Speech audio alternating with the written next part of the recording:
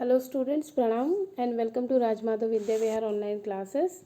So let's start the remaining chapter of business studies, chapter number 2, principles of management.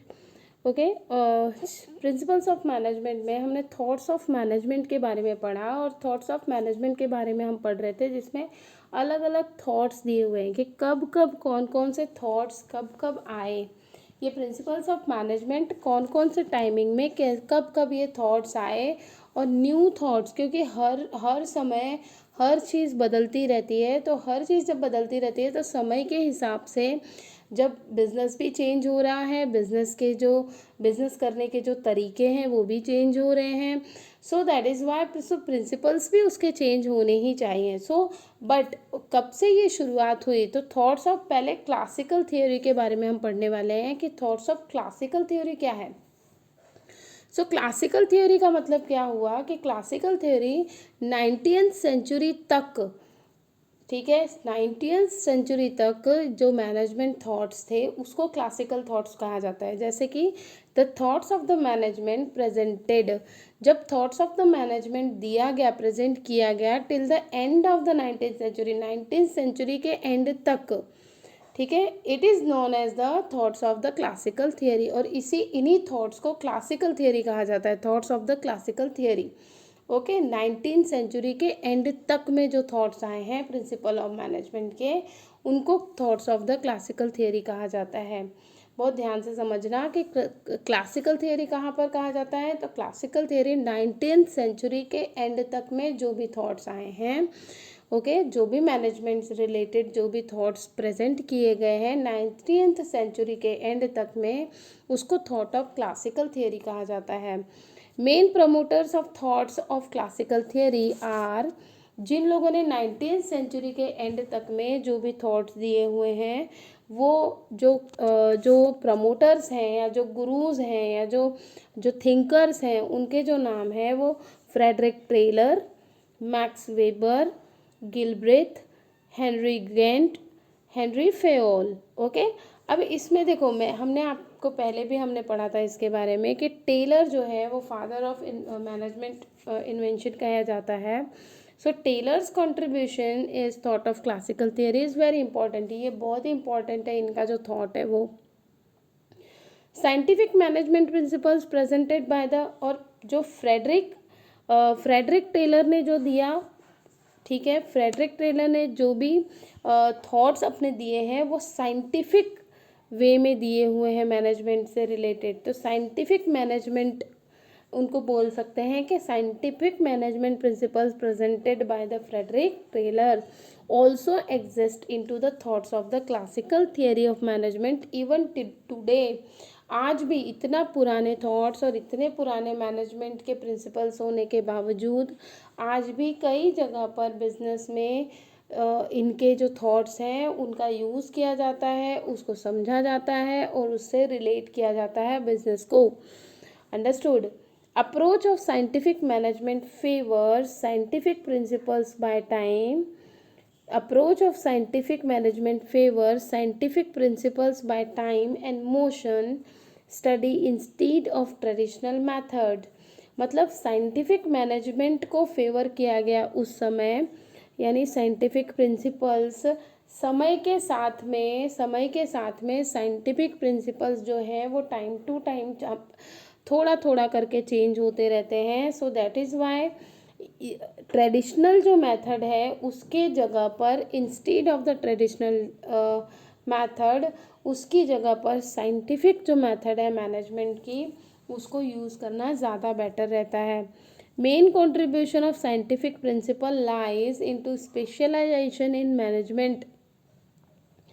Specialisation in management किया जाता जब scientific में उसका use करते हैं मैनेजमेंट का, तो साइंटिफिक जो प्रिंसिपल्स हैं वो जब यूज़ करते हैं तो मैनेजमेंट में साइंटिफिक वे में स्पेशलाइजेशन हो जाती है एंड प्रोग्रेसिव वेजेस सिस्टम होता है, प्रोग्रेसिव, और बिजनेस आगे बढ़ता है और मैनेजमेंट हमारा जो है वो आगे बढ़ता है, मैनेजरियल एफिशिएंसी जो है वो आगे बढ़ती है, रिस्पॉन्सिबिलिटी आती है और साइंटिफिक डिस्ट्रीब्यूशन ऑफ टास्क।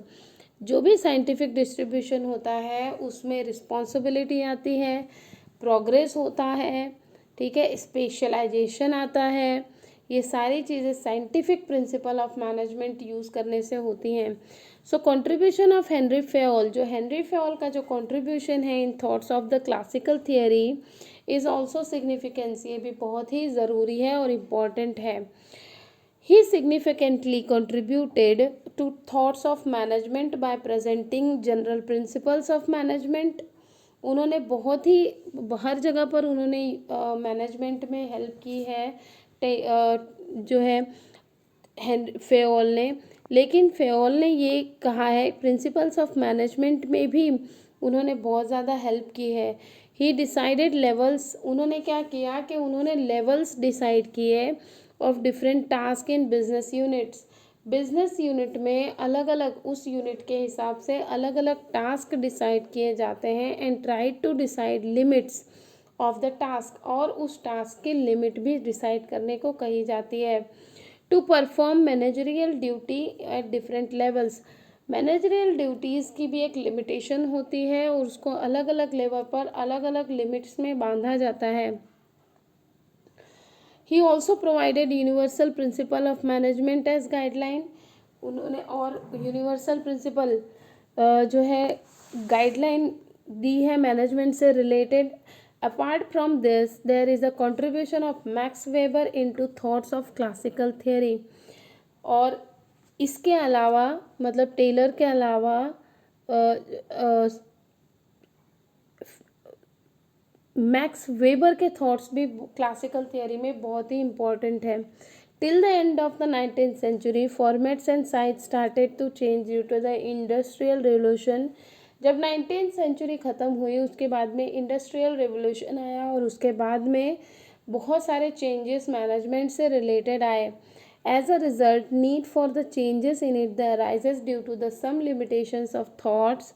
इसकी वजह से जब इंडस्ट्रियल रिवोल्यूशन आने की वजह से बहुत सारे चेंजेस आए, और ये जो थॉट्स क्लासिकल थियरी में जो भी लिमिटेशंस आई, like importance to financial motivation, of course financially motivation आना बहुत ज़रूरी था, फाइनेंस की ज़रूरत थी, बिजनेस में पैसा लगाने की ज़रूरत थी। Less important to human approach and informal relations. So बहुत सारी चीज़ों में चेंजेस आए जो है क्लासिकल थॉट में के 19th सेंचुरी के बाद। लेकिन 19th सेंचुरी तक जो भी थॉट्स थे उसको क्लासिकल थॉट कहा जाता है। अभी नेक्स्ट है thoughts of the neo classical theory. So neo classical theory क्या है? To remove some limitations of thoughts of classical theory, कुछ क्लासिकल थियरीज़ के जो थॉट्स हैं उसको रिमूव करने के लिए, उनकी लिमिटेशंस को उनकी लिमिटेशन को रिमूव करने के लिए सम मैनेजमेंट एक्सपर्ट्स मेड चेंजेस, कुछ लोगों ने चेंजेस लाने को सोचा मैनेजमेंट में, and the establish new approaches, और कुछ नयापन लेकर आए प्रिंसिपल्स ऑफ मैनेजमेंट में, which is called thoughts of the neo classical theory. और उसके बाद जो इंडस्ट्रियल रेवोल्यूशन के बाद में जो थॉट्स आए उसको नियो क्लासिकल थियरी कहा गया। At the end of the 19th century, after industrial revolution, format of units industries was changed and the need was arise for new kind of management. जब industrial revolution के बाद में बहुत सारे industries में changes आए, लोग बढ़े, मजदूरी बढ़ी, काम बढ़ा, पैसे की ज़रूरत पड़ी, मैंने अलग अलग डिपार्टमेंट की ज़रूरत पड़ी। सो दैट इज़ वाई बहुत सारे चेंजेस आने की वजह से फॉर्मेट में भी चेंजेस आए, ठीक है, और इंडस्ट्रीज़ में कुछ नई चीज़ों की और नए मैनेजमेंट की ज़रूरत पड़ी। In the start of the 20th century, और जब 20th सेंचुरी का स्टार्ट हो रहा था उस समय Australian industrial psychologist Elton Mayo's theory of Hawthorne gave the new birth of to behaviour oriented thought. So उन्होंने एक थॉट दिया एल्टन मायो ने, जो ऑस्ट्रेलियन इंडस्ट्रियल साइकोलॉजिस्ट थे, उन्होंने एक थॉट दिया कि ह्यूमन बिहेवियर में जो भी जो मैनेजमेंट में या बिजनेस में या जो भी हम काम कर रहे हैं उसमें जो भी उस बिहेवियर है उसका थॉट्स का न्यू बर्थ होते रहना चाहिए, मतलब नए नए थॉट्स हमेशा इंक्लूड करते रहना चाहिए हमेशा। So Elton Mayo is called the promoter of thoughts of neo classical theory. इसीलिए इनको प्रमोटर कहा गया नियो क्लासिकल थ्योरी का, कि नियो क्लासिकल थ्योरी बेसिकली ये डिपेंड करता था कि न्यू और मॉडर्न जो आइडियलाइज्ड है मैनेजमेंट ऑफ प्रिंसिपल्स उसको लाया जाए, नए थॉट्स को इसमें इन्वॉल्व किया जाए। तो thoughts of neo classical theory emphasis upon behaviour approach and group behaviour for management. Additions were made to thoughts of neoclassical theory like informal organization, human behavior, human relations। इसमें कौन कौन सी चीज़ें आती हैं इस ऑर्गेनाइजेशन में, आपको क्या क्या चीज़ें थॉट्स मतलब क्या क्या चीज़ें आपको देखनी चाहिए, जैसे कि ह्यूमन बिहेवियर क्या है, ह्यूमन रिलेशंस क्या है, इंस्पिरेशन आपकी क्या है, etcetera are the elements based on the thoughts of the classical theory.